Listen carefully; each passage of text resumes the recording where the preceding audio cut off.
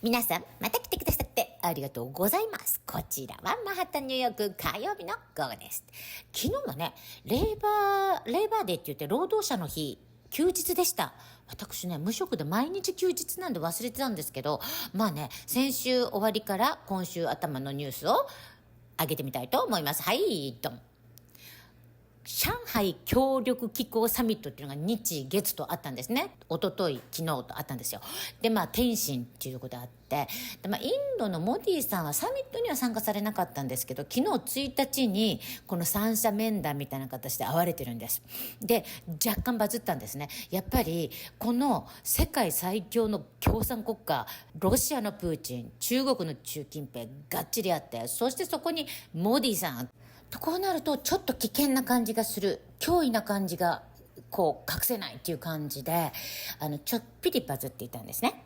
すでにトランプさんがインドに第二制裁っていうことで、ロシアに向けての第二制裁っていうことで関税 50% ってかけたんですけど、もうモディさんガン無視したんですよ、これを。もうここのところトランプさんっていうのはもう本当に正当性のないことばっかり言って論理破綻もしてるから、やっぱりちょっとリスペクトがなくなってきてるんじゃないかなって思うんですね。しかも中国、ロシア、インドといえばブリックスですよね。ドルの価値大丈夫でしょうか。そしてこの共産国家2国に最も人口の多い、そして IT 産業も盛んで経済成長が見込めて、さらに核保有国であるインドが加わる。これっていうのはやっぱり西欧諸国にとってはちょっと脅威ということではないでしょうか。ということでお次はドン。ということでね、実はここ6日間くらいトランプさん記者会見していらっしゃらなかったんですね。で、今まで1日に2回も3回も記者会見していた方ですし、昨日はレーバーデーで、レーバーデー終わるとアメリカの夏が終わりみたいな、こんな感じなんですよ。だからその時にコメントも全然何もなかったってことで、ものすごいバズって重病説が出て、とうとう最後死亡説まで出たんですよ。で、はいドン。ところがね、先ほど3時ぐらいかな、3時ちょっとぐらい前に、記者会見されたんですね。宇宙軍が移転するっていうことで。ということで、生きていらっしゃいました。皆さん、トランプさんは元気です。ということで、今日の動画は、そういえばね、昨日9月1日に、正式に世界中の600人ぐらいかな、の、スカラー、専門家が、イスラエルが、虐殺、ジェノサイドをしているっていうことを正式に発表したんですね。これが世界的にあってもアメリカは変わらずイスラエルを応援しているこの理由、今日は経済学者のジェフリー・サックスさんに聞いてみました。どうぞ。What is your assessment of what keeps these politicians so tied to the status quo with regard to, Israel and their commitment to allowing Israel and facilitating Israel's commitment to this genocide? This is an excellent and very important question, and it starts with the fact that in foreign policy, public opinion plays almost no role in the United States in general. That's true across wars. That's true across almost all of the issues that we have a foreign policy. This is executive branch, largely covert.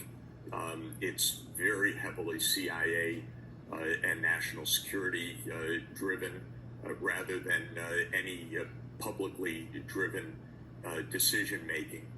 Congress is pretty much useless across the board in foreign policy and has been for a long time.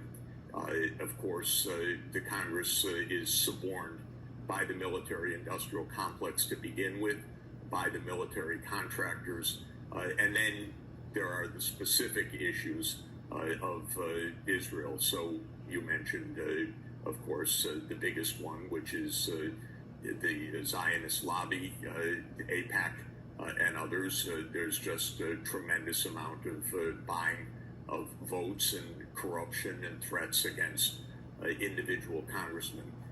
I'm sure that the Epstein files play some role in this. Epstein was a Mossad agent, and there's no doubt that there's blackmail involved in this in some way or another that we don't fully know. the CIA-Mossad relationship dates back many, many decades. Mossad does murders on behalf of the CIA. They deeply share intelligence. The CIA is the single most powerful agent of our foreign policy. And so this is not only the Israel lobby, because after all, by the way, the Jewish community is profoundly unhappy with what's happening. Of course, there are Jews that support Israel, but there's a vast community of Jews that is completely aghast and disgusted and also reviled at what Israel is doing, because Israel claims to do it in the name of world Jewry. That is an obscenity, I would say. Israel is doing it in the face of opposition of world Jewry. So this is another element, the CIA-Mossad links that go quite strongly. They are very powerful in Silicon Valley right now. Palantir is the AI Murder Inc. Company of the world. It does the targeting. We know that Microsoft and many other companies are deeply involved with Israel. There's a lot of money in all of this. The Israeli stock market has been up during this war. So there's a lot of corruption, blackmail, campaign finance, deep state CIA Mossad relations. But I have to tell you, saying all of that, it's still shocking. It's still shocking because we don't have genocides before our eyes this way, all recorded day by day, all with the thank you of the Israeli ministers, Smotrich and Ben-Gvir, every day explaining that it's a genocide, making no bones about it, being very explicit about it.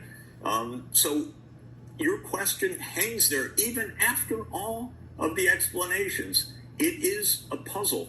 How corrupt can America be? We're plumbing new depths, basically. Truly. Where they asked Donald Trump at one point, they go, so is that it with Iran? Like, is the war continuing or is it over? And he goes, well, I don't really want to see it continue, but maybe that's a better question for Bibi. What? Wait, what? I'm sorry. You're like, well, my boss is right here, so you might as well ask him. Well, I would say that the best man to answer that is the Prime Minister. But I will tell you that, in my view, I hope it's over. Is your Palestinian relocation plan still on the table? Maybe why don't I let you answer that question? Do you think that there can be a two-state solution that creates an independent? I don't know. I'd ask Bibi that question. You have the greatest man in the world to answer that.